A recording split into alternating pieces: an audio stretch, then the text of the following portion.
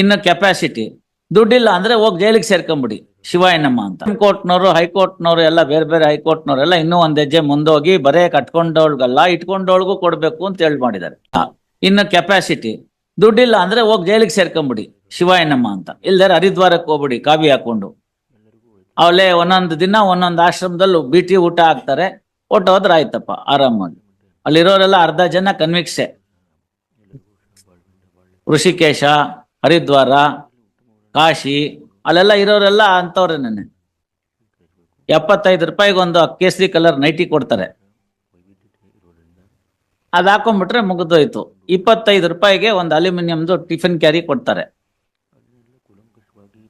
ಒಂದೊಂದ್ ದಿನ ಒಂದೊಂದು ಆಶ್ರಮದಲ್ಲಿ 12 ಗಂಟೆ ಕರೆಕ್ಟ್ ಆಗಿ, ಬೇರೆ ಯಾರು ಊಟ ಹಾಕ್ತಾರೋ ಬಿಡ್ತಾರೋ 12 ಗಂಟೆಗೆ ಆ ಆಶ್ರಮದಲ್ಲಿ ಬೆಲ್ ಆಗುತ್ತೆ.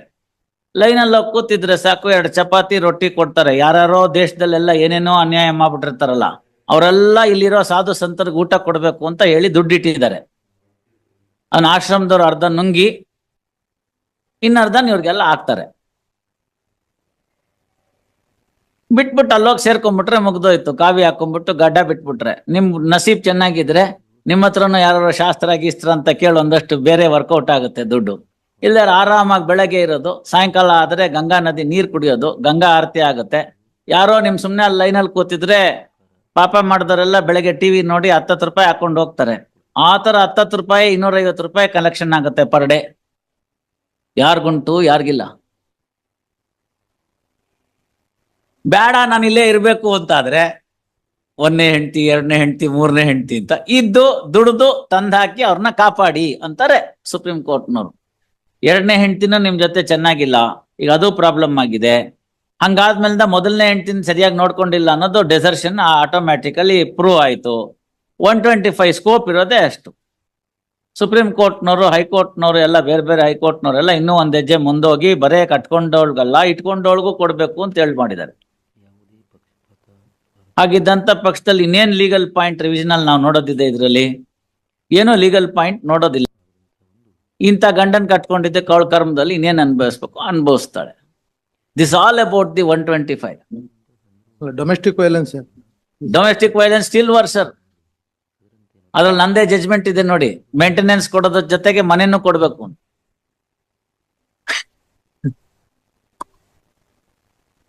See, in domestic violence, the purpose is to first to restoration of the domestic comforts.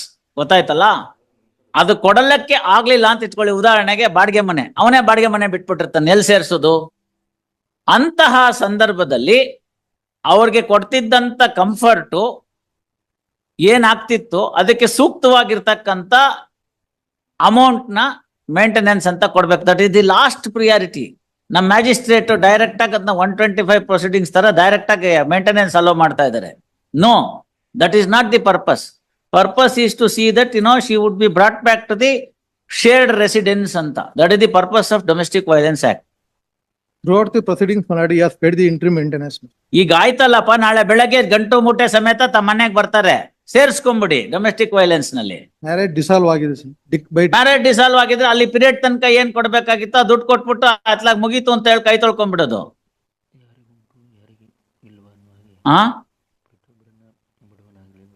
ಅಷ್ಟೇ ಇರೋದೀಗ.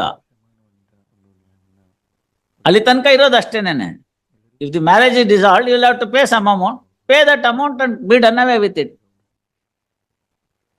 Initially, my lord, the petitioner has filed the restitution of conjugal rights. ಆಯ್ತಲ್ಲ ಇವ್ರೆ, ಅದೆಲ್ಲ ಮುಗಿದೋಯ್ತಲ್ಲ ಈಗ. Thereafter, divorce. ಅದೆಲ್ಲ ಮುಗಿದೋಯ್ತು ಈಗ. We have past last stage ನಾವು. ಈಗ ಕ್ವಶನ್ ಆಫ್ ಏನ್ ದುಡ್ಡು ಕೊಡ್ಬೇಕು ಅದನ್ನ ಕೊಟ್ಬಿಟ್ಟು ನಿನ್ ದಾರಿ ನಿನ್ಗೆ, ನನ್ ದಾರಿ ನನ್ಗೆ ಅಂತ. ನಿಮ್ ಕಕ್ಷಿಗಾರಕ್ಕೆ ಸ್ತ್ರೀ ಸೌಖ್ಯ ಬರ್ದಿಲ್ಲ, ಅದಕ್ಕೆ 1ನೇ ಹೆಂಡತಿನ ಅನಾನುಕೂಲ ಆಯ್ತು. ಈಗ 2ನೇ ಹೆಂಡತಿ ಅವಳದು ಅನಾನುಕೂಲ ಆಗ್ತಾ ಇದೆ. ಇದು ಮ್ಯಾರೇಜ್ ಮಾರ್ಕೆಟ್ ಚೆನ್ನಾಗಿದೆ, ಗಂಡಸಿಗೆ 10 ಬೇಕಾದ್ರೆ ಮದುವೆ ಆಗತ್ತೆ.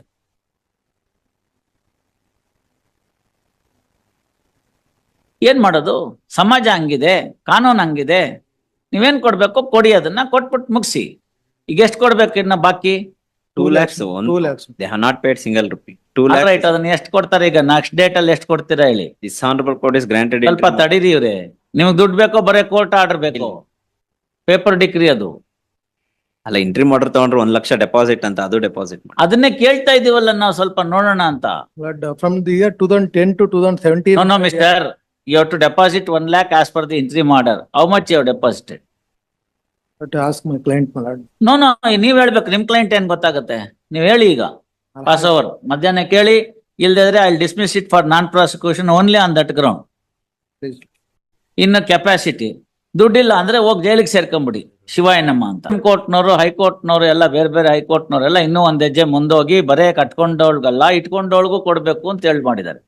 ಇನ್ನು ಕೆಪಾಸಿಟಿ ದುಡ್ಡಿಲ್ಲ ಅಂದ್ರೆ ಹೋಗಿ ಜೈಲಿಗೆ ಸೇರ್ಕೊಂಬಿಡಿ ಶಿವಾಯನಮ್ಮ ಅಂತ. ಇಲ್ದಾರೆ ಹರಿದ್ವಾರಕ್ಕೆ ಹೋಗ್ಬಿಡಿ ಕಾವಿ ಹಾಕೊಂಡು, ಅವಲೇ ಒಂದೊಂದು ದಿನ ಒಂದೊಂದು ಆಶ್ರಮದಲ್ಲಿ ಬಿಟಿ ಊಟ ಹಾಕ್ತಾರೆ, ಊಟ ಹೋದ್ರೆ ಆಯ್ತಪ್ಪ ಆರಾಮಾಗಿ.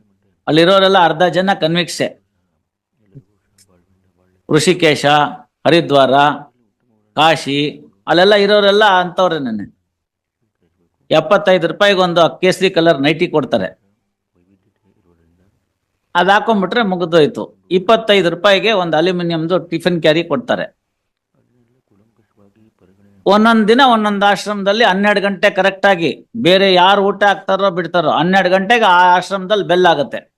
ಲೈನಲ್ಲಿ ಹೋಗಿ ಕೂತಿದ್ರೆ ಸಾಕು, 2 ಚಪಾತಿ ರೊಟ್ಟಿ ಕೊಡ್ತಾರೆ. ಯಾರ್ಯಾರೋ ದೇಶದಲ್ಲೆಲ್ಲ ಏನೇನೋ ಅನ್ಯಾಯ ಮಾಡ್ಬಿಟ್ಟಿರ್ತಾರಲ್ಲ, ಅವರೆಲ್ಲ ಇಲ್ಲಿರೋ ಸಾಧು ಸಂತರಿಗೆ ಊಟ ಕೊಡ್ಬೇಕು ಅಂತ ಹೇಳಿ ದುಡ್ಡಿಟ್ಟಿದ್ದಾರೆ. ಅವನ ಆಶ್ರಮದವ್ರು ಅರ್ಧ ನುಂಗಿ ಇನ್ನರ್ಧ ಇವ್ರಿಗೆಲ್ಲ ಹಾಕ್ತಾರೆ. ಬಿಟ್ಬಿಟ್ಟು ಅಲ್ಲೋಗಿ ಸೇರ್ಕೊಂಡ್ಬಿಟ್ರೆ ಮುಗ್ದೋಯ್ತು. ಕಾವಿ ಹಾಕೊಂಡ್ಬಿಟ್ಟು ಗಡ್ಡ ಬಿಟ್ಬಿಟ್ರೆ, ನಿಮ್ ನಸೀಬ್ ಚೆನ್ನಾಗಿದ್ರೆ ನಿಮ್ಮ ಹತ್ರನೂ ಯಾರು ಶಾಸ್ತ್ರ ಗೀಸ್ತ್ರ ಅಂತ ಕೇಳಿ ಒಂದಷ್ಟು ಬೇರೆ ವರ್ಕೌಟ್ ಆಗುತ್ತೆ ದುಡ್ಡು. ಇಲ್ದಾರ ಆರಾಮಾಗಿ ಬೆಳಗ್ಗೆ ಇರೋದು, ಸಾಯಂಕಾಲ ಆದ್ರೆ ಗಂಗಾ ನದಿ ನೀರ್ ಕುಡಿಯೋದು, ಗಂಗಾ ಆರತಿ ಆಗುತ್ತೆ. ಯಾರೋ ನಿಮ್ ಸುಮ್ನೆ ಅಲ್ಲಿ ಲೈನಲ್ಲಿ ಕೂತಿದ್ರೆ ಪಾಪ ಮಾಡಿದವರೆಲ್ಲ ಬೆಳಗ್ಗೆ ಟಿವಿ ನೋಡಿ 10 ರೂಪಾಯಿ ಹಾಕೊಂಡು ಹೋಗ್ತಾರೆ. ಆ ತರ 10 ರೂಪಾಯಿ 250 ರೂಪಾಯಿ ಕಲೆಕ್ಷನ್ ಆಗುತ್ತೆ ಪರ್ ಡೇ. ಯಾರ್ಗುಂಟು ಯಾರಿಗಿಲ್ಲ. ಬೇಡ ನಾನು ಇಲ್ಲೇ ಇರ್ಬೇಕು ಅಂತಾದ್ರೆ 1ನೇ ಹೆಂಡತಿ 2ನೇ ಹೆಂಡತಿ 3ನೇ ಹೆಂಡತಿ ಅಂತ ಇದ್ದು ದುಡ್ದು ತಂದಾಕಿ ಅವ್ರನ್ನ ಕಾಪಾಡಿ ಅಂತಾರೆ ಸುಪ್ರೀಂ ಕೋರ್ಟ್ನವ್ರು. 2ನೇ ಹೆಂಡತಿನೂ ನಿಮ್ ಜೊತೆ ಚೆನ್ನಾಗಿಲ್ಲ, ಈಗ ಅದು ಪ್ರಾಬ್ಲಮ್ ಆಗಿದೆ, ಹಂಗಾದ್ಮೇಲಿಂದ 1ನೇ ಹೆಂಡತಿನ ಸರಿಯಾಗಿ ನೋಡ್ಕೊಂಡಿಲ್ಲ ಅನ್ನೋದು ಡೆಸರ್ಷನ್ ಆಟೋಮ್ಯಾಟಿಕಲಿ ಪ್ರೂವ್ ಆಯ್ತು. 125 ಸ್ಕೋಪ್ ಇರೋದೇ ಅಷ್ಟು. ಸುಪ್ರೀಂ ಕೋರ್ಟ್ನವರು ಹೈಕೋರ್ಟ್ನವರು ಎಲ್ಲ ಬೇರೆ ಬೇರೆ ಹೈಕೋರ್ಟ್ನವರೆಲ್ಲ ಇನ್ನೂ ಒಂದ್ ಹೆಜ್ಜೆ ಮುಂದೋಗಿ ಬರೇ ಕಟ್ಕೊಂಡವಳ್ಗಲ್ಲ ಇಟ್ಕೊಂಡವಳ್ಗೂ ಕೊಡ್ಬೇಕು ಅಂತ ಹೇಳಿ ಮಾಡಿದ್ದಾರೆ. ಹಾಗಿದ್ದಂತ ಪಕ್ಷದಲ್ಲಿ ಇನ್ನೇನ್ ಲೀಗಲ್ ಪಾಯಿಂಟ್ ರಿವಿಷನಲ್ ನಾವು ನೋಡೋದಿದೆ, ಇದ್ರಲ್ಲಿ ಏನೋ ಲೀಗಲ್ ಪಾಯಿಂಟ್ ನೋಡೋದಿಲ್ಲ. ಇಂಥ ಗಂಡನ್ ಕಟ್ಕೊಂಡಿದ್ದೆ ಕೌಳ ಕರ್ಮದಲ್ಲಿ ಇನ್ನೇನ್ ಅನುಭವಿಸ್ಬೇಕು